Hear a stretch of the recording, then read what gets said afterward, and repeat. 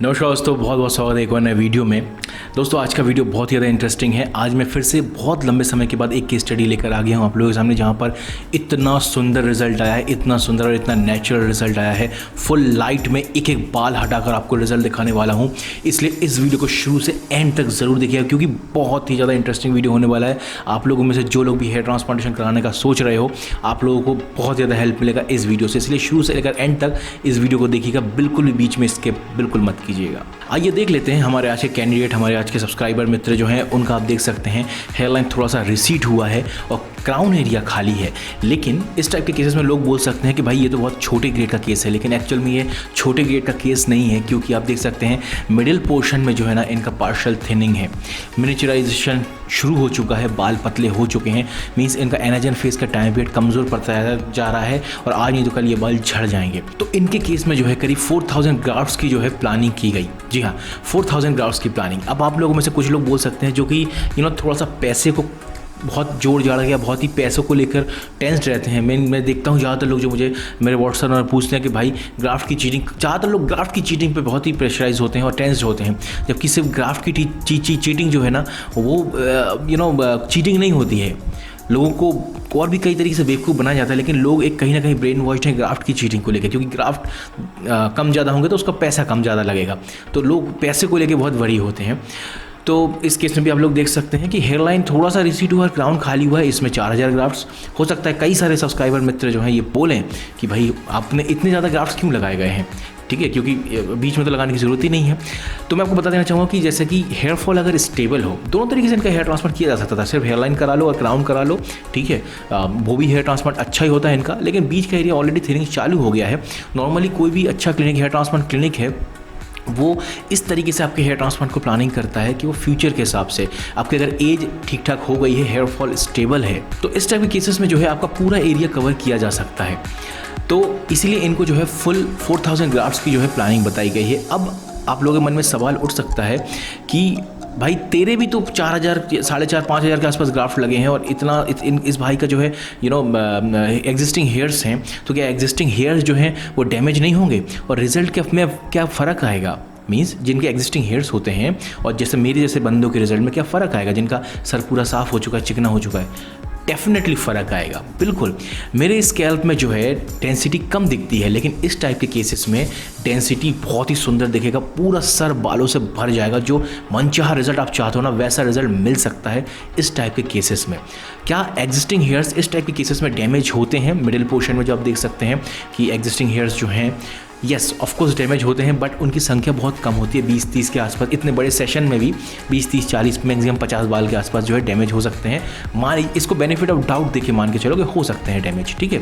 अब इस टाइप की हेयर ट्रांसप्लांटेशन की प्लानिंग इस तरीके से की जाती है। आप देख सकते हैं फ्रंट हेयर लाइन में बहुत ही हाई डेंसिटी में जो है हेयर ट्रांसप्लांटेशन किया जाएगा, जो भी इनका 4000 ग्राफ्ट्स की जो प्लानिंग की गई है। और मिडिल पोर्शन में आप देख सकते हैं क्योंकि ग्राफ्ट्स हैं तो वहाँ पर सिर्फ फिलिंग की जाएगी। फिलिंग का मतलब है दो बालों के बीच में जो है ग्राफ्ट्स को इम्प्लांट किया जाएगा, जिससे कि डेंसिटी और भी ज़्यादा अच्छी दिखेगी। और क्राउन एरिया में बहुत ही ज़्यादा हाई डेंसिटी में जो है रिजल्ट दिखेगा आपको, क्योंकि क्राउन एरिया में भी जो है बहुत हाई डेंसिटी दी जाएगी। मैं एक चीज़ आप लोगों को और बता देना चाहूँगा कि मैंने बहुत पहले आप लोगों को बताया हुआ है कि कोई भी हेयर ट्रांसप्लांट क्लिनिक चूज़ करने से पहले आप उनके क्लिनिक में ये देख लीजिएगा कि बड़े ग्रेड ऑफ बॉल्डनेस में वो किस टाइप का रिजल्ट दे रहे हैं। अगर बड़े ग्रेड 7th ग्रेड में के आसपास जो ग्रेड्स होते हैं उसमें अगर अच्छा रिजल्ट वो क्लिनिक दे पा रहा है, इसका मतलब वो क्लिनिक एक्सपीरियंस्ड है, ठीक है ना। उनका जो ग्राफ्ट डैमेज करने की जो प्रोबेबिलिटी फैक्टर्स है ना वो कम होते हैं। मीन्स वो जितने ग्राफ्ट आपके निकालेंगे उतने ही उसके मतलब ज़्यादा से ज़्यादा ग्राफ्ट आपको लगाएंगे। मीन्स अगर 100 निकाले होंगे तो 90-95 के आसपास जो ग्राफ्ट आपके लगाएंगे। मीन्स उनका डैमेज रेशो बहुत कम होता है। इससे ये पता चल जाता है बड़े ग्रेड ऑफ बॉल्डनेस में। Same goes for crown area. Crown area का हेयर ट्रांसप्लांटेशन, कई लोग मुझसे पूछते हैं भाई क्राउन एरिया में रिजल्ट क्यों नहीं आता है। बिल्कुल झूठ है ये दोस्तों। अगर अच्छे से हेयर ट्रांसप्लांट किया जाए तो क्राउन एरिया में भी रिजल्ट आता है। मेरा खुद का रिजल्ट आया है, मेरा तो 4थे महीने से आना चालू हो गया था।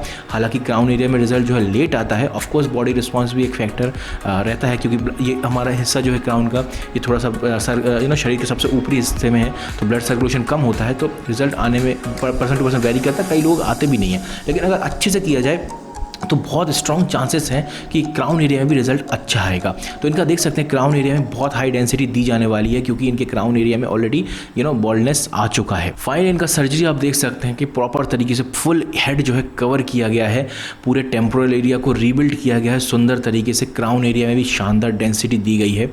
आप देख सकते हैं कि 4000 ग्राफ्ट्स की प्रॉपर प्लानिंग की गई है, और अगर ये 4000 ग्राफ्ट्स का अगर रिजल्ट आता है, अगर पूरे सक्सेसफुली रिजल्ट ग्रो होता है, तो इनका जो रिजल्ट आएगा बहुत ही ज़्यादा धांसू रिजल्ट आएगा। फाइनली आइए इनका रिजल्ट देख लेते हैं। आप देख सकते हैं कि कितना सुंदर इनका रिजल्ट आया है। ये कुछ पिक्स हैं, पहले तो इनका पिक्स आप देख लीजिए, इस तरीके का रिजल्ट आया हुआ है। और साथ ही साथ आप देख सकते हैं वीडियो में भी एक एक बाल हटाकर कितना सुंदर इनका हेयर ट्रांसप्लांटेशन का रिजल्ट आया हुआ है।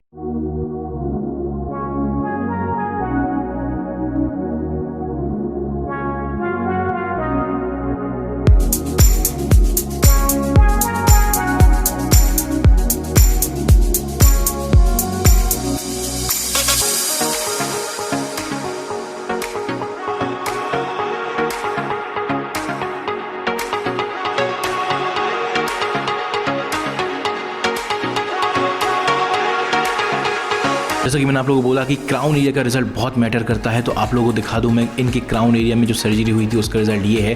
फुल फ्लैश लाइट में पूरी तरीके से ये पिक लिया गया है। आप देख सकते हैं पहले इनका क्राउन एरिया इस तरीके से खाली था, और अब आप देख सकते हैं कितना अच्छा रिजल्ट आया हुआ है। और मैं आपको बता दूँ ये 5 मंथ का रिजल्ट है, ये एक्चुअल में पूरा रिजल्ट इनका आया भी नहीं है, अभी सिर्फ 5 महीने का रिजल्ट है। फुल रिजल्ट आने में तो 12 से 15 महीने का टाइम लगता है, और जब फुल रिजल्ट आएगा तो माशाल्लाह मज़ा ही आ जाएगा। आइए इनका डोनर एरिया देख लेते हैं। डोनर एरिया अगर आप गौर से देखें तो बिल्कुल पूरी तरीके से हील हो चुका है। 5 महीनों में तो बहुत ही शानदार तरीके से हील हो चुका है, कहीं पे कोई स्कार मार्क्स का कोई नामो निशान नहीं है।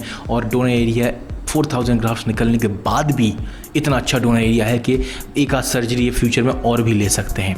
तो यही फ़ायदा होता है कि अच्छे क्लिनिक से हेयर ट्रांसप्लांट कराने का, कि आपके देखिए पैसा जो है, पैसा मैं सोचता हूँ कि आपके पैसे जाते हैं तो जाने दो, पैसा हाथ का मैल है, पैसा कमा सकते हो, एक चांस है फ्यूचर में कि हम पैसे वापस खींच सकते हैं।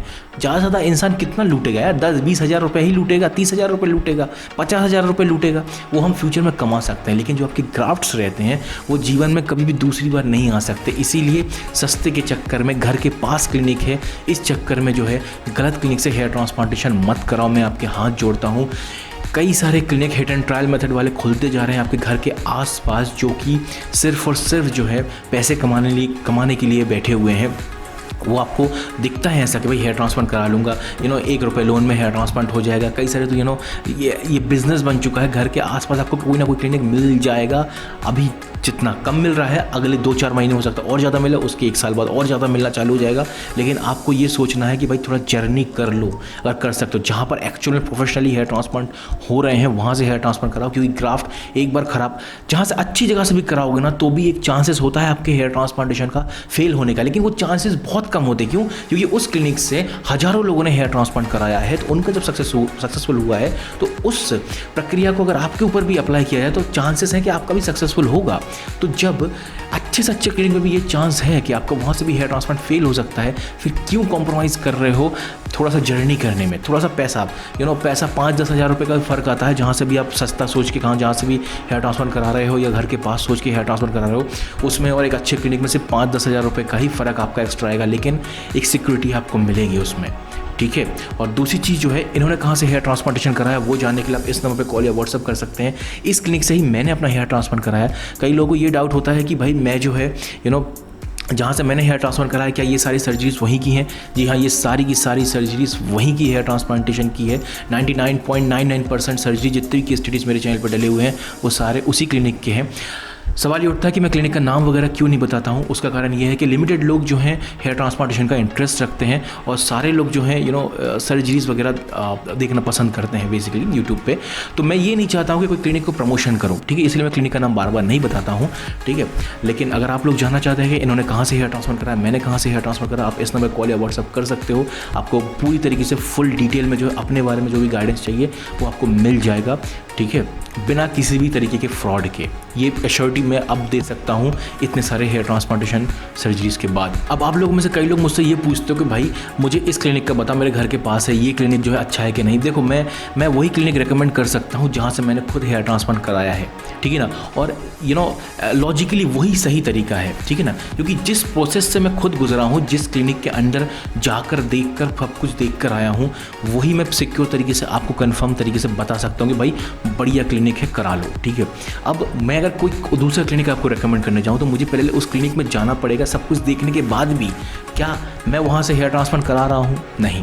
मैंने जितने भी अभी तक आपको जो भी रेफरेंसेस दिए हैं, जो भी हेयर ट्रांसप्लांटेशन के आपको वीडियोस दिखाएं, सब उसी पर्टिकुलर क्लिनिक के हैं, ताकि आप लोगों को एक सिक्योर एनवायरनमेंट मिले कि भाई हाँ एक्चुअल में जो भी चीज़ आप बता रहे हो सारी जेन्युइन है, ठीक है। तो उम्मीद करता हूँ आप लोगों को समझ में आ गया और डाउट आपके क्लियर हो गए होंगे। किसी प्रकार से मुझसे व्हाट्सअप के जरिए आप जुड़ना चाहते हो, कोई सवाल है तो मुझे इस नंबर पर व्हाट्सअप मैसेज कीजिएगा, कॉल मत कीजिएगा, ठीक है। और नए हो तो सब्सक्राइब कर लीजिएगा, वीडियो अच्छा लगा हो तो लाइक कर दीजिएगा, नहीं लगा हो तो डिसलाइक कर दीजिएगा। मेक श्योर कि आप अपना रिएक्शन इस वीडियो पर ज़रूर छोड़ें अगर अभी तक आप लोगों ने देख लिया है तो। चलिए मिलते हैं एक और नए वीडियो में, तब तक के लिए बाय बाय, टेक केयर, अपना ख्याल जरूर रखिएगा।